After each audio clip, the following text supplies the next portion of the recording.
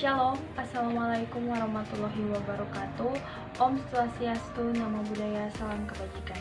Perkenalkan, nama saya Michelle Keisha Shalom Asa dari kelas A3 Keperawatan semester 2 dengan NIM 2114201047 dari Universitas Pembangunan Indonesia Manado.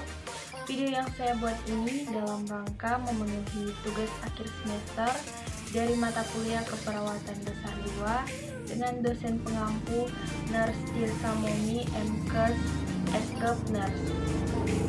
Dalam video ini saya akan menjelaskan secara singkat tentang pemberian obat yang benar dan 7 prinsip menuju keselamatan pasien di rumah sakit.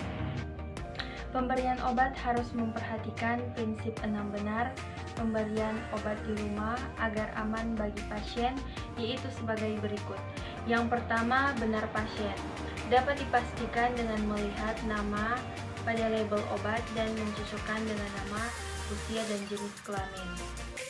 Yang kedua, benar obat.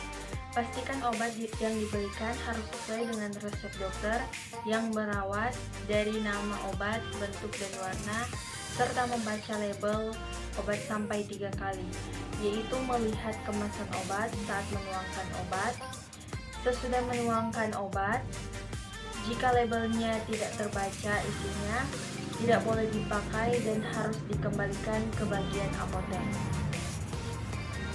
Yang ketiga, benar dosis. Memastikan dosis yang diberikan sesuai dengan instruksi dokter dan catatan pemberian obat. Yang keempat, benar waktu. Pemberian waktu obat harus sesuai dengan waktu yang tertera pada catatan pemberian obat. Misalnya obat diberikan 2 kali sehari, maka catatan pemberian obat akan tertera waktu pemberiannya, misalnya jam 6 pagi dan 6 sore. Perhatikan apakah obat diberikan sebelum atau sesudah makan. Yang kelima, benar cara pemberian obat. Pastikan obat diberikan sesuai dengan cara yang diinstruksikan dan periksa pada label cara pemberian obat. Yang keenam, benar kadaluarsa obat. Harus diperhatikan masa kadaluarsa obat yang akan diberikan. Biasanya pada label botol atau obat tertera kapan obat tersebut kadaluarsa. Perhatikan perubahan warna atau dari bening menjadi keruh, tablet menjadi basah, atau bentuknya rusak. Selanjutnya, 7 prinsip menuju keselamatan pasien di rumah sakit. Terdiri dari yang pertama, kesadaran tentang nilai keselamatan pasien. Yang kedua, komitmen pelayanan kesehatan berorientasi patient safety. Ketiga, kemampuan mengidentifikasi faktor resiko penyebab insiden terkait patient safety. Kepatuhan pelaporan insiden terkait patient safety. Yang kelima, kemampuan berkomunikasi yang efektif dengan pasien tentang faktor resiko insiden terkait patient safety. Yang keenam, kemampuan mengidentifikasi akar masalah penyebab masalah terkait patient safety.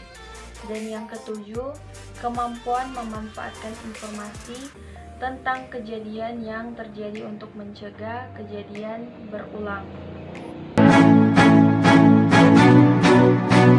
Hai para generasi bangsa, siapa nih yang punya cita-cita menjadi seorang perawat? Berbicara mengenai program studi keperawatan, tentu kita tahu bahwa prodi ini adalah salah satu jurusan favorit di Indonesia dan juga merupakan cabang sains yang berkembang pesat dalam peradaban manusia. Prodi keperawatan juga sangat dibutuhkan di setiap negara, bahkan Indonesia. Mengingat dalam kondisi pandemi COVID-19 sekarang, butuh banyak tenaga medis. Nah, untuk itu para generasi bangsa, mari kita bergabung di Universitas Pembangunan Indonesia Manado. Kenapa harus Universitas Pembangunan Indonesia Manado? Universitas Pembangunan Indonesia Manado adalah salah satu perguruan tinggi di Manado yang berdiri pada tanggal 2 Oktober tahun 2000 dan memiliki 6 fakultas dengan 8 program studi. Salah satunya keperawatan. Prodi lainnya ialah Profesiners, S1 Agribisnis, S1 Ilmu Hukum, S1 Ilmu Politik, S1 Sastra Inggris, S1 Elektro, dan S1 Teknik Sipil. UNPI sendiri sudah terakreditasi B, jadi jangan ragu untuk menjadi perawat profesional. Untuk pendaftarannya dapat diakses di website resmi UNPI. Caranya gampang, daftar dari rumah aja dengan mengakses langsung website di www.unpimanado.ac.id. Tunggu apa lagi? Mari bergabung dengan Universitas Pembangunan Indonesia Manado.